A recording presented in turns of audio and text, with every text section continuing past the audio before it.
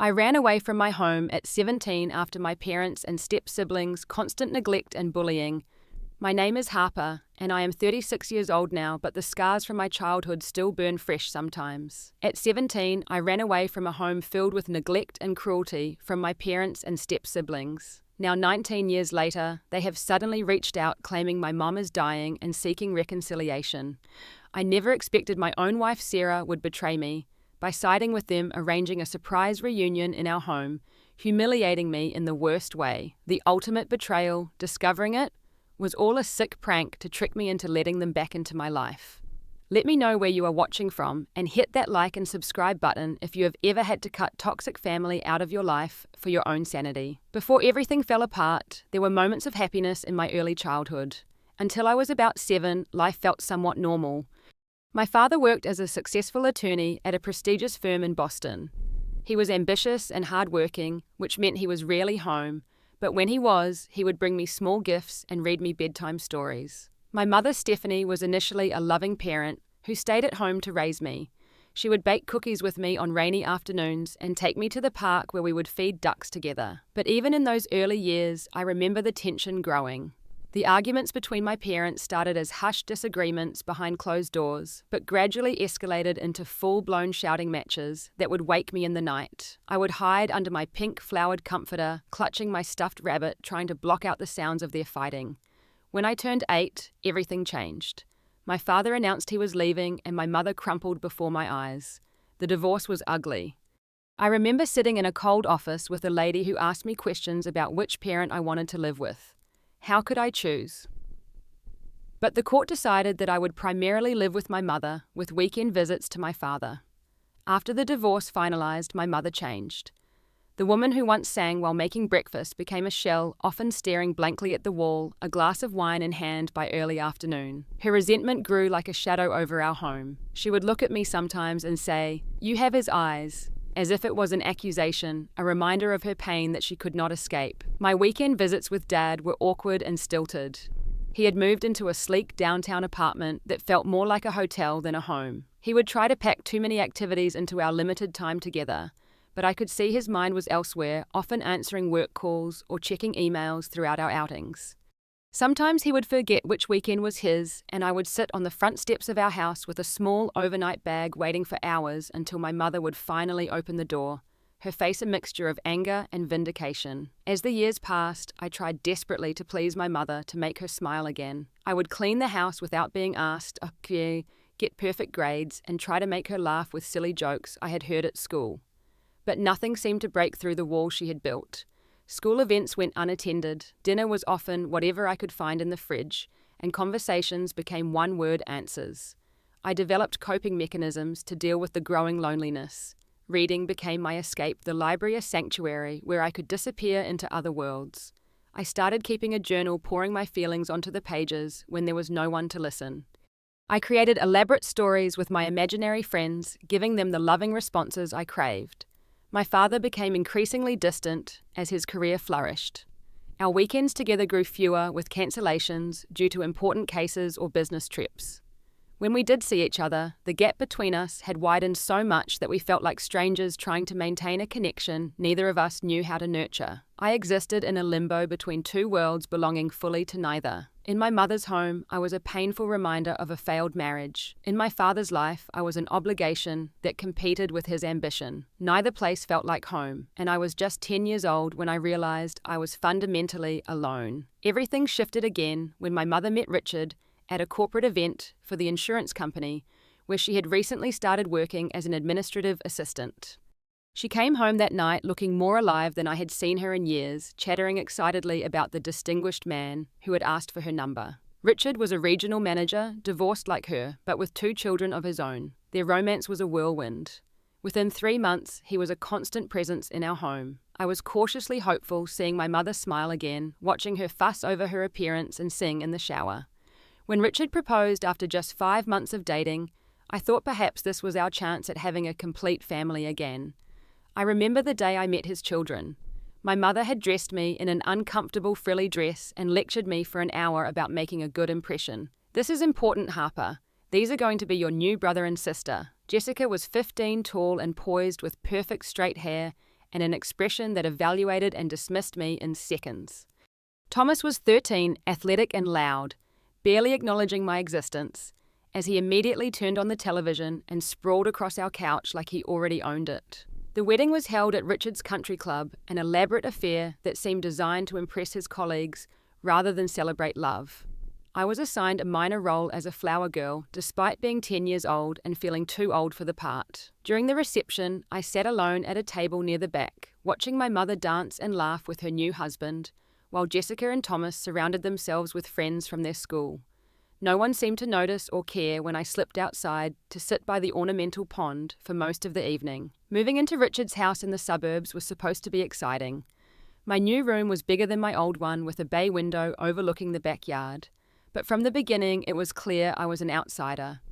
The family photos on the walls showed Richard, Jessica, and Thomas at various vacations and celebrations. My mother appeared in the newer ones, but there was no place for me in these visual representations of family history. Jessica and Thomas made their feelings clear from the start. What began as cold shoulders and ignoring me at dinner quickly evolved into more active forms of hostility. Jessica would accidentally bump into me in the hallway, knocking my books to the floor. She would roll her eyes whenever I spoke and mimic my voice when she thought adults couldn't hear. Thomas was more direct in his torment, hiding my belongings, calling me names like baggage and the leftover, and once locking me in the basement for hours until my mother finally realized I was missing. Richard never made any attempt to conceal his favoritism toward his biological children.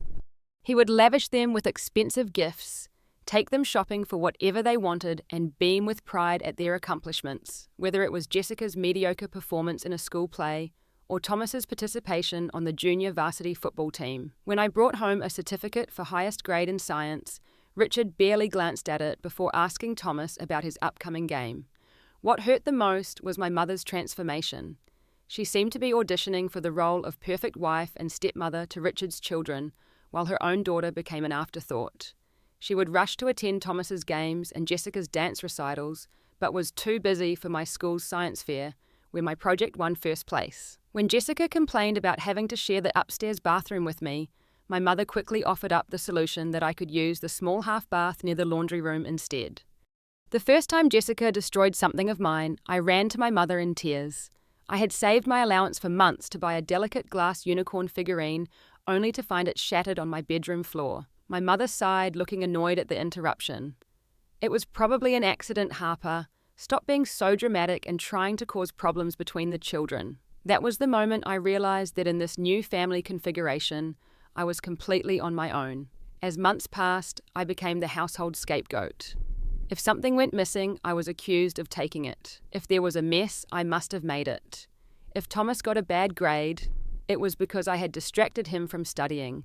Richard would lecture me about being more considerate of the family, as if I was somehow separate from it.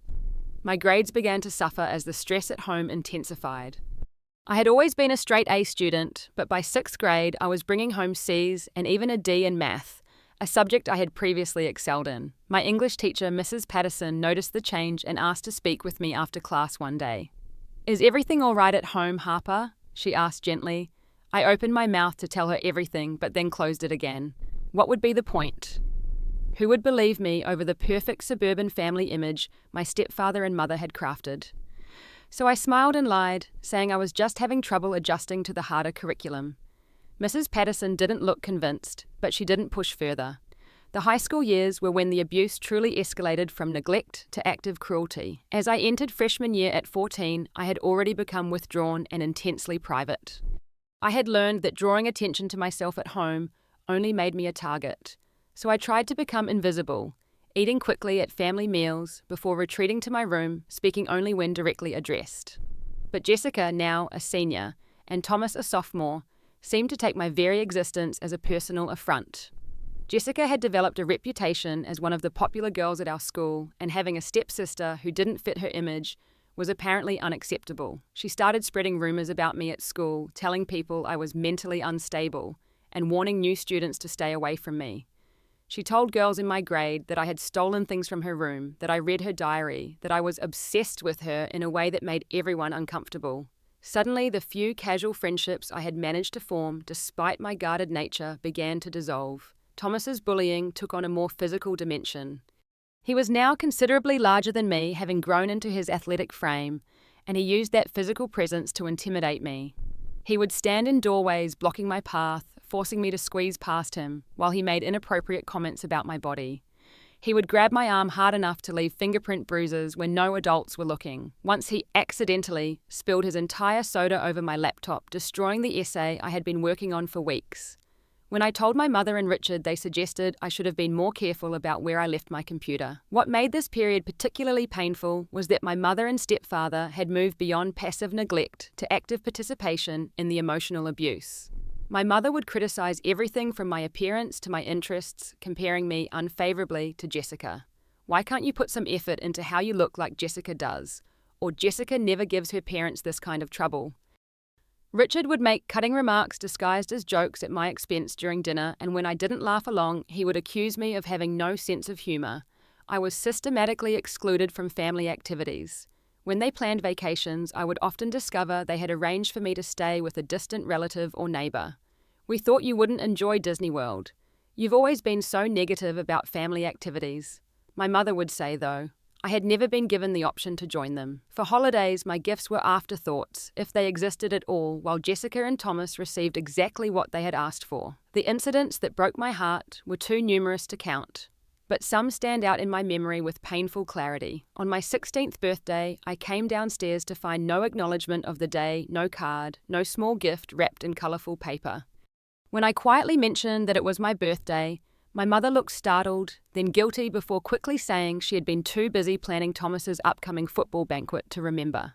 Just 2 months earlier, Jessica's birthday had been celebrated with an elaborate Sweet 16 party, complete with a DJ and catered food. Another turning point came when I discovered my mother had been intercepting and destroying letters from my father. I hadn't heard from him in nearly a year and assumed he had simply forgotten about me entirely. One day, while looking for a stapler in my mother's desk, I found a stack of unopened envelopes addressed to me in my father's handwriting. Some contained birthday and Christmas cards with money, others were letters explaining that he had tried calling, but no one ever gave me the messages. When I confronted my mother, she became defensive, claiming she was protecting me from his inconsistent presence in my life.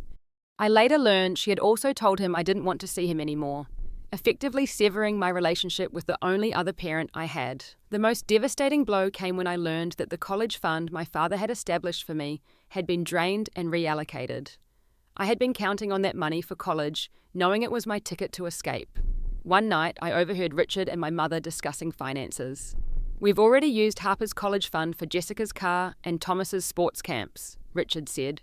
Besides, with her grades, she's not likely to get into anywhere decent. My mother had agreed without hesitation, adding that I could always go to community college or get a job after high school. By 17, my self-esteem was almost non-existent. I had developed severe anxiety and depression, though I had no words for these conditions at the time. I only knew that my chest felt perpetually tight, that I had trouble sleeping, that I cried silently into my pillow most nights, and that the future seemed like an endless extension of my current misery. The breaking point came during my junior year. I had somehow managed to maintain participation in the school's art program, the one place I still found any joy. The spring art show was featuring one of my paintings, a darkly symbolic piece, that had earned praise from my art teacher. I had mentioned the show several times to my mother, who had vaguely promised to attend. On the night of the event, not only did my entire family fail to show up, but I later discovered they had all gone out to dinner to celebrate Thomas getting accepted to the varsity football team. When I returned home that night, still in the dress I had carefully selected for the art show, I found my bedroom door ajar. Pushing it open, I froze in shock. My bed was gone. My desk was gone. My bookshelves and the few personal items I had managed to keep from Jessica's destruction were nowhere to be seen. Instead, exercise equipment filled the space, a treadmill weight bench, an elliptical machine arranged where my safe haven had once been. My things had been piled haphazardly in the small storage room next to the garage, many items damaged in the move. We decided Thomas needs a home gym for his football training, my mother explained, when I found her tears streaming down my face. You can fix up the storage room. It's not like you spend much time at home anyway. The casual cruelty of transforming my one safe space without even warning me felt like the final confirmation that I would never belong in this house. That same night, unable to sleep on the dusty old futon they had set up for me in what was essentially a closet, I overheard a conversation that sealed my decision. Richard. My mother Jessica and Thomas were in the kitchen talking about me, unaware I could hear every word through the thin wall. She's becoming more trouble than she's worth, Richard was saying. That art teacher called again, saying she's concerned about Harper's well-being or some nonsense. We should look into boarding schools, my mother suggested, her voice showing more animation than she ever used when speaking to me. Something strict with structure. Or military school, Thomas added with a laugh. That would fix her attitude problem. Jessica's voice was dripping with contempt. We should have sent her away years ago. No one wants her here anyway. In that moment, lying in the dark, surrounded by storage boxes and the musty smell of neglect, I made my decision. I would not wait to be sent away. I would not give them the satisfaction of disposing of me according to their convenience. I would leave on my own terms, and I would never look back. Planning my escape required patience and careful strategy. I had a part-time job at the local library that my family barely acknowledged, believing I spent the time studying in quiet corners. For months, I had been saving every dollar, hiding the money inside a hollowed-out classic novel that Jessica would never touch. By the spring of my junior year, I had nearly $2,000, not enough for true independence, but enough for a start. I had also been researching options. My father was no longer a viable path to safety, his absence, and apparent disinterest, making him an unknown variable. But I remembered my mother's sister, Aunt Diane, who lived in Seattle. She had visited once when I was 12, before Richard forbade her from coming to the house, after she questioned why I never seemed to be included in family photos. We had exchanged a few secret letters over the years, and while we weren't close, she had once told me, "If you ever need anything, Harper, you call me." 3 nights after the home gym incident, I put my plan into action. I waited until everyone was asleep, packed 2 bags with essential clothing, my journals, the few photos I had of happier times, and my art supplies. I left a brief note, not because they deserved an explanation, but because I wanted the last word for once. Since no one wants me here, I'm giving you all what you want. Don't look for me. The night was cool for May, and my heart pounded so loudly I was sure it would wake the neighborhood as I quietly closed the front door behind me. I had purchased a bus ticket online, using the library computer, and I took a taxi to the bus station, using some of my precious savings. As the bus pulled away at 3:42 a.m., carrying me towards Seattle and the uncertainty of a life I would build myself, I felt equal parts terror and exhilaration. The journey took nearly 2 days with transfers and long waits at dismal stations. I rationed my money carefully, eating only when necessary and staying awake as much as possible to guard my belongings. When I finally arrived in Seattle, exhausted and disoriented, I used a payphone to call Aunt Diane. There was a long pause after I explained why I was calling and where I was. I had prepared myself for rejection, ready to hang up and figure out another plan if necessary. Instead, she said firmly, "Stay right there. I'm coming to get you." Aunt Diane was nothing like my mother. Where Stephanie was thin, tense, and perpetually dissatisfied, Diane was solid, practical, and quietly kind. Her small 2-bedroom apartment became my sanctuary. She asked few questions at first, simply providing me with food, privacy, and the precious gift of being treated like a person of value. "You can stay as long as you need to," she told me that first night. "We'll figure out the details tomorrow." The details turned out to be more complicated than either of us anticipated. I was still a minor, and legally my mother could force me to return home. After hearing even a portion of what I had endured, Aunt Diane was adamant this would not happen. We consulted an affordable attorney who specialized in family law, and with his guidance, I pursued legal emancipation. The process was arduous and emotionally draining. My mother initially raged against my ingratitude and rebellion, demanding I return immediately. Richard threatened legal action against Aunt Diane for harboring a runaway. But when faced with the prospect of having to explain in court why they had converted my bedroom into a gym, why my college fund had been emptied for their biological children, and why multiple teachers had documented concerns about my well-being, they suddenly became eager to resolve things quietly. In the end, my mother signed the emancipation papers with the same detached efficiency she might use for a mundane work document. My father, when finally located and informed of the situation, expressed vague regret, but made no effort to offer an alternative. At 17 and a half, I was legally on my own. Finishing high school in a new city was both challenging and liberating. Aunt Diane helped me enroll in a public school where no one knew me as the weird stepsister or the family reject. For the first time, I could define myself on my own terms. I joined the art club, maintained good grades, and even made a few cautious friendships with classmates who knew nothing of my past. College seemed financially impossible until Aunt Diane introduced me to the complex world of scholarships, grants, and student loans. With her encouragement, I applied to every opportunity I could find, writing countless essays about overcoming adversity and my passion for graphic design. The acceptance letter from a state university with a partial scholarship felt like validation that I could create a future despite everything my family had done to prevent it. The college years were a constant struggle for financial independence. I worked multiple jobs, sometimes juggling restaurant shifts with campus employment and freelance design projects. There were nights I survived on ramen noodles and free coffee from the diner where I waited tables. But every dollar I earned was mine, every decision I made was mine, and the freedom of that was worth every hardship. It was during college that I began to build my chosen family. Lucy, my first real friend, was a sociology major with a loud laugh and an uncanny ability to see through people's masks. She was the one who finally convinced me to try therapy, connecting me with a campus counselor who charged on a sliding scale. Those early therapy sessions were excruciating. Putting words to the neglect and emotional abuse I had experienced made it real in ways I had been avoiding. I learned terms like scapegoating, parentification, and emotional abandonment that gave shape to my experiences. Understanding that what happened to me had names, that it followed patterns documented by professionals, somehow made me feel less alone, less like there was something fundamentally unlovable about me that had caused my family's treatment. After college, I followed a job opportunity in digital marketing to Portland. The entry-level position paid just enough for a tiny studio apartment and basic expenses, but it was a foot in the door of the industry. I threw myself into work, staying late to learn additional skills, volunteering for projects others avoided. Within 2 years, I had moved up to a junior design position, and by 25, I was leading small projects. It was at a design conference in San Francisco that I met Sarah. She was presenting a workshop on user experience design, confident and articulate with warm brown eyes and a quirk of raising one eyebrow when asking questions. We struck up a conversation during the lunch break, and by the end of the conference, we had exchanged numbers and made plans to meet when we returned to Portland, where her agency was also based. Our relationship developed with a care and intentionality I had never experienced.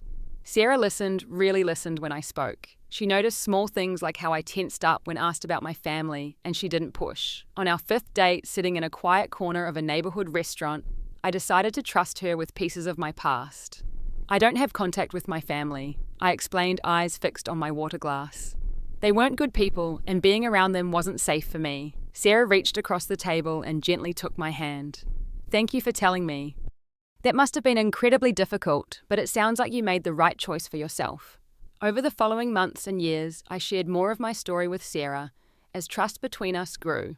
She never minimized my experiences or suggested I should get over it or try to reconcile because they're still family. Instead, she supported my boundaries and respected the family I had chosen for myself, becoming an integral part of that chosen family.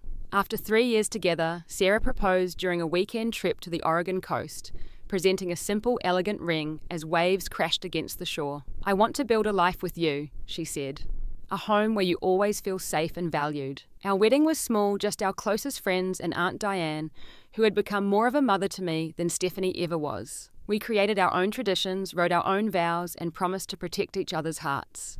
For the first time since I was a small child, I felt like I belonged somewhere with someone who chose me every day. Sarah and I built a comfortable life together in Portland.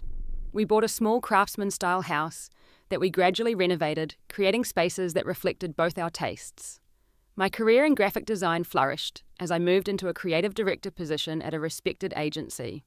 Sarah's UX design work gained recognition in the industry. We traveled, adopted 2 cats, and created holiday traditions that held meaning for us. The shadow of my past never disappeared completely, but it receded as I built a life defined by my choices rather than my trauma. I will never forget how quickly that hard-won piece shattered. It was an ordinary Tuesday, and I was responding to client emails when a new message appeared in my inbox. The sender's name made my blood run cold: Jessica Winters, my stepsister. For a moment, I simply stared at the screen, feeling my heart race and my palms sweat, the physical responses to danger that had never fully disappeared. 19 years had passed since I walked out of that house. 19 years of building a life healing wounds and carefully maintaining the distance that kept me safe. With trembling fingers, I opened the email. Its contents were brief but devastating. Harper, Mum has stage 4 cancer. Doctors give her 6 months at most. She's asking for you. Whatever happened in the past, this is her dying wish. Please contact me if you're willing to talk. I closed my laptop and sat in silence, emotions warring inside me. There was grief for the mother. I had never truly had anger at the manipulation implied in using terminal illness to breach my boundaries, fear of being pulled back into their toxic dynamics, and beneath it all, a small, traitorous whisper, wondering if I should respond. When Sarah came home that evening, I showed her the email, watching her face carefully as she read it. We had been married for 7 years at this point, and while she knew much of my history, she had never had to confront it directly. "What are you thinking?" she asked gently, setting aside her bag and sitting beside me on the couch. "I don't know," I admitted. Part of me wants to ignore it completely. Another part feels, I don't know, guilty, like I should at least acknowledge it. Sarah took my hand. "It's completely your choice, Harper. But remember that you left for valid reasons. A terminal illness doesn't automatically erase years of abuse." I nodded, grateful for her understanding, and decided to take time to process before making any decision. But the next morning brought another email, this one from Thomas, with the subject line, "Mom is asking for you." His message was more pointed. "I know we weren't always kind to you growing up, but Mom is dying. Don't you think it's time to let go of old grudges? She deserves peace at the end." Old grudges, as if systematic emotional abuse could be reduced to petty disagreements, as if my pain was nothing more than an inability to forgive normal sibling rivalry. The familiar invalidation stung, reminding me why I had maintained my boundaries for so long. Over the next week, the messages continued. Richard wrote a formal, almost business-like email expressing his sincere hope that past differences could be set aside during this difficult time. A cousin I barely remembered sent a Facebook message saying, "Your mother asks about you all the time. It would mean everything to her to see you before she passes." The pressure mounted and Sarah witnessed my increasing stress. She found me one night at 2 a.m., sitting in our darkened kitchen staring at nothing. "I think you should consider it," she said, surprising me. "Not for them, but for yourself, so you don't have regrets later." Regrets. I echoed, a chill spreading through me. My only regret would be letting them hurt me again. Sarah sat across from me, her expression earnest. "People change, Harper. It's been 19 years. They might be truly sorry. And if your mum really is dying..." I felt a sense of betrayal bloom in my chest. "You think I'm being selfish?" "That's not what I said," she countered. "I just think closure might be healing for you." We had our first serious argument that night. Sarah couldn't understand why I wouldn't even consider a carefully managed reconciliation, perhaps a brief hospital visit with her by my side for support. I couldn't understand how she, who had heard my stories and held me through nightmares, could suggest I owed my abusers anything, even as one of them faced death. The tension between us grew over the following weeks. Sarah became increasingly insistent that I should at least speak with my family on the phone, while I became more firmly entrenched in my refusal.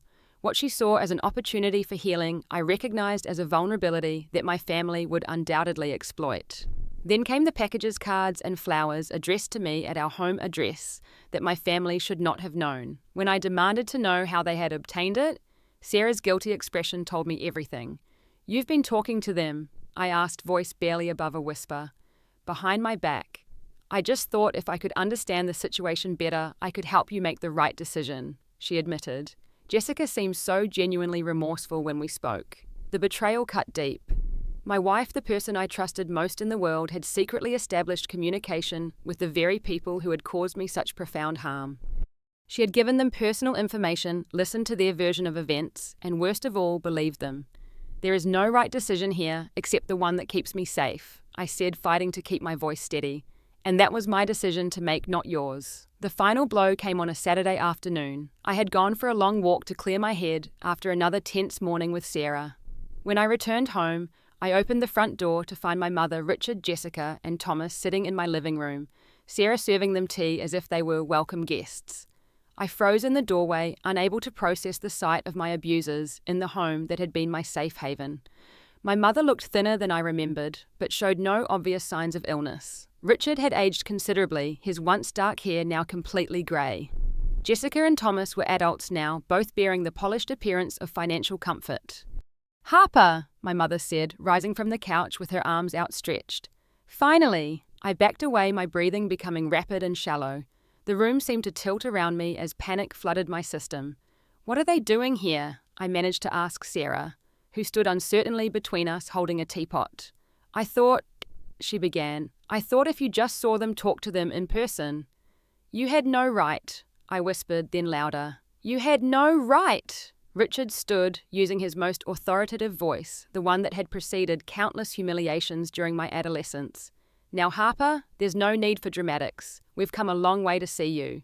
"I never asked you to come," I said, my voice shaking with rage and fear. "I never wanted to see any of you again." Jessica stepped forward, her expression a practiced mask of concern. "Mom is dying, Harper. Can't you put aside your resentment for one day?" I looked at my mother, who was dabbing at dry eyes with a tissue. "Is that true? Are you dying?" She hesitated just a fraction too long before nodding. "The doctors say I don't have much time." In that hesitation, I heard the lie. Looking around at their faces, seeing the barely concealed anticipation, the complete lack of genuine grief that would accompany a terminal diagnosis, I suddenly understood. There was no cancer. This was a performance designed to manipulate me back into their orbit. I turned to Sarah, whose confusion was giving way to doubt as she observed the strange dynamics unfolding before her. "I can't be here," I told her. "Not with them. I'm leaving." "Harper, wait," Sarah called, but I was already moving toward the door, grabbing my purse and keys. "If they're still here when I get back, we're done," I said with a clarity that cut through my panic. "That's not a threat. It's a boundary." I drove to Amanda's house, a close friend who knew enough of my history to understand the magnitude of what had just happened. She welcomed me without question, setting me up in her guest room and listening as I poured out the whole terrible story. It was while staying with Amanda 3 days later that the final piece fell into place. She came into the guest room, her expression grave, holding her phone. "Harper, you should see this." On her screen was Jessica's Instagram account. The most recent post showed a group selfie of my family at a restaurant, champagne glasses raised in celebration. The caption read, "Operation Family Reunion, officially a bust. Nice try though. Sorry, not sorry. Heish, family pranks. Should have seen her face." Beneath it, Thomas had commented, "Told you she'd freak, classic Harper overreaction."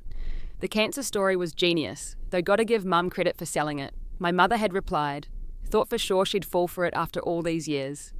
Guess some people can't take a joke. I say. As I stared at the gleeful documentation of their cruelty, a strange calm settled over me.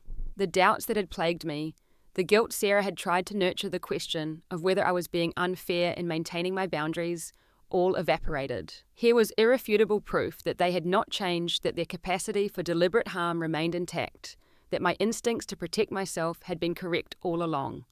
I took a screenshot and sent it to Sarah with a simple message, "This is who you invited into our home."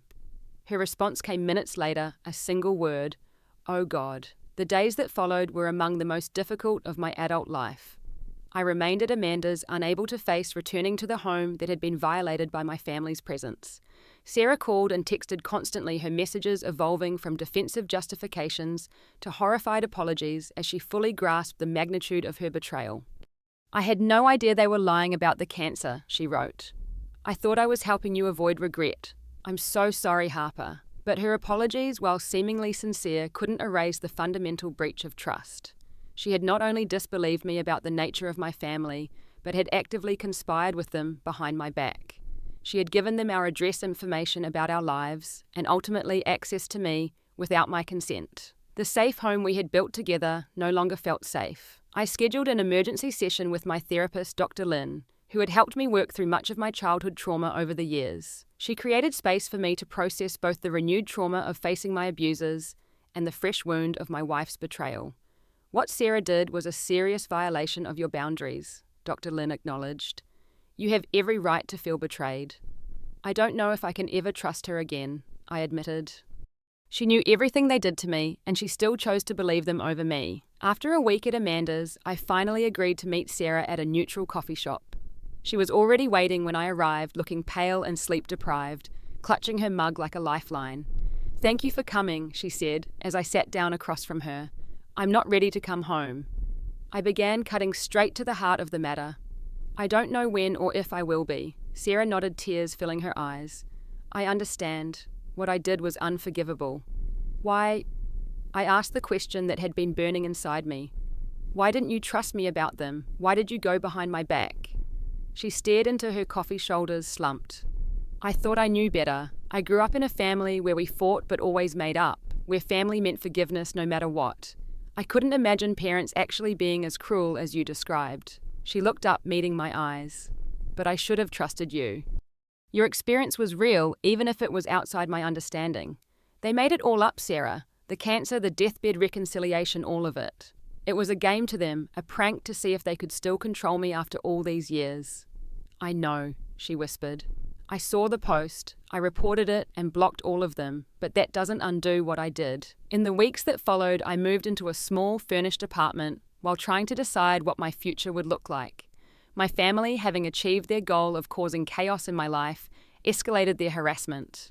They sent emails gloating about how they had exposed my inability to take a joke, and how they had always known my marriage would fail because I was too damaged to maintain relationships. I took legal action, obtaining a restraining order that prohibited them from contacting me through any medium. The judge, after reviewing the Instagram post and the history of harassment, granted the order without hesitation. For the first time, there was official recognition that what they had done was wrong, that I wasn't overreacting or holding a grudge, but protecting myself from genuinely harmful people. The stress inevitably affected my work. I took a 2-week leave of absence, explaining to my understanding boss that I was dealing with a family crisis. When I returned, I threw myself into projects, finding temporary solace in the structured challenges of design problems. But colleagues noticed the change in me, the withdrawal, the dark circles under my eyes, the flinch when someone approached too quietly from behind. Friends divided into camps, some understanding my position, and others suggesting that Sarah's intentions had been good, that perhaps I was being too harsh in refusing to quickly forgive her mistake. These latter opinions only reinforced how little most people understood about the dynamics of abuse and the sacred importance of boundaries. Sarah and I began couples therapy, a neutral space to determine whether our marriage could be salvaged. She attended individual therapy as well, working to understand why she had been so easily manipulated by my family and why she had prioritized their narrative over my lived experience. In one particularly difficult session, Sarah revealed that her own mother had called me unforgiving and suggested that my refusal to reconcile with my family indicated I would eventually abandon Sarah too. "And did you believe her?" I asked, heart-pounding. Sarah's response was honest, if painful. "Part of me did at the time. I was afraid that your ability to cut ties with your family meant you could do the same with me if I ever made a serious mistake." There's a world of difference between setting boundaries with abusers and abandoning someone who makes a mistake, I pointed out. The fact that you couldn't see that distinction is exactly why we're here. As the weeks turned into months, Sarah demonstrated her commitment to understanding and making amends. She researched family trauma, joined support groups for partners of abuse survivors, and most importantly, respected my need for space and time. She never pressured me to return home or make a decision about our future before I was ready. Gradually, carefully, I began to consider whether trust could be rebuilt between us. Not the same innocent trust we had before, but something new, tempered by experience and strengthened by honest recognition of our vulnerabilities and mistakes. The journey back to wholeness was neither quick nor linear. After 3 months of living separately and attending both individual and couples therapy, Sarah and I decided to try rebuilding our marriage, understanding it would never be the same, but hoping it could be meaningful in new ways. I established non-negotiable boundaries. We would move to a new home, as I could never feel safe in the space my abusers had invaded. My family would never again be a topic of discussion unless I initiated it. Any mail messages or contact attempts from them would be immediately shown to me with no independent responses from Sarah. These weren't punishments, but necessary conditions for my sense of security. The most valuable part of my healing process was connecting with a support group specifically for adult survivors of family abuse.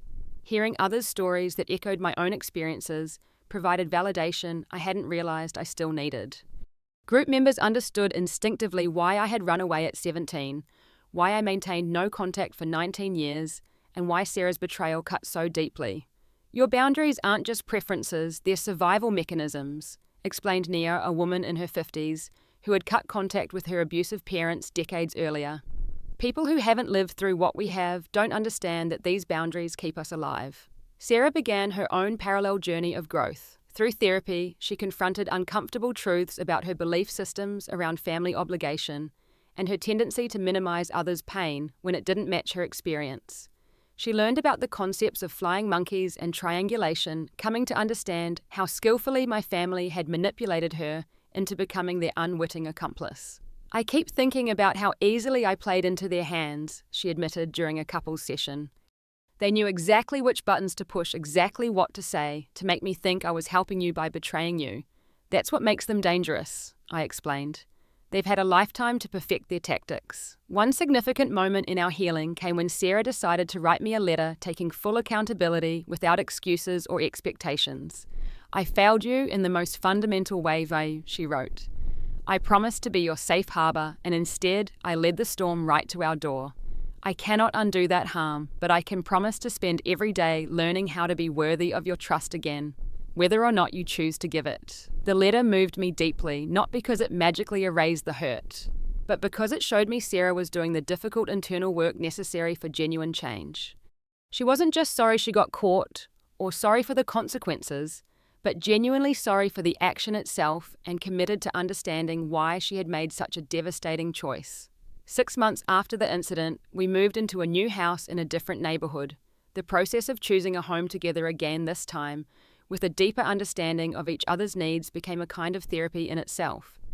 I required excellent security features and a private office space where I could retreat when needed. Sarah prioritized open, light-filled common areas where we could rebuild our connection. Our new home became a physical representation of our commitment to creating something different, neither pretending the breach had never happened nor allowing it to permanently define us. We established new rituals and traditions, consciously building positive associations with our shared space. The restraining order against my family provided legal protection, but the emotional impact of their prank lingered. Occasionally, I would still wake from nightmares, where I opened my front door to find them waiting, their smiling faces masking cruelty. Sarah learnt to respond to these moments with quiet presence, never rushing my process or suggesting I should be over it by now. My friendships deepened through this crisis. Amanda, who had given me shelter without question, became even more important in my life. Lucy, my college friend, flew in from Chicago to spend a week with me during the worst of the aftermath. These chosen family members reminded me that I was worthy of genuine love and respect, that what my biological family had done was an aberration, not the norm. Professionally, I channeled my experience into a series of design projects focused on personal narrative and healing. The resulting portfolio earned recognition within my industry and led to new career opportunities. There was a certain poetic justice in transforming pain into professional success, using the creativity my family had tried to stifle as a pathway to thriving. Sarah and I continued couples therapy even after reconciling, viewing it as preventative maintenance rather than crisis intervention. We learnt to communicate more effectively about boundaries, to recognize warning signs when old patterns emerged, and to give each other grace during the inevitable setbacks in our healing process. A year after the incident, we renewed our vows in an intimate ceremony attended only by our closest friends. The promises we made this time were more nuanced, tempered by experience, not just to love and honor each other, but to respect each other's boundaries, to believe each other's truths, to protect each other from harm, even when that harm came disguised as family obligation. Looking back on the journey from that terrified 17-year-old who fled in the night to the 36-year-old woman I am today, I see not just survival, but transformation. Each boundary I set, each time I honored my own experience, despite others' dismissal, each moment I chose my well-being over toxic connection, I reclaimed a piece of the self worth my family had tried to destroy. The most profound lesson I've learned is that family is defined by actions, not blood. My true family consists of the people who see me clearly and love me anyway, who respect my boundaries, rather than viewing them as challenges to overcome, who believe my experiences without requiring external validation. Sometimes people ask if I regret cutting off my biological family, especially now that I'm older. The answer is always no. Setting that boundary at 17 was the first truly healthy choice I made for myself, the beginning of reclaiming my life. Maintaining it through the years, even when faced with manipulation, guilt, and others' judgment, has been an ongoing act of self-love. If you've stayed with me through this story, if something in my experience resonates with your own, please know that you deserve boundaries too. You deserve to be believed. You deserve safety and peace. Sometimes the most loving thing you can do for yourself is to walk away from those who cannot or will not treat you with basic human dignity. I'd love to hear your thoughts in the comments. Have you ever had to set difficult boundaries with family? Did others understand? Or did you face pressure to reconcile? Regardless of the cost to your well-being, please like and subscribe if this story touched you, and share it with someone who might need permission to prioritize their own healing. Thank you for listening to my journey, and remember, the family you choose can be more real and more loving than the family you were born into.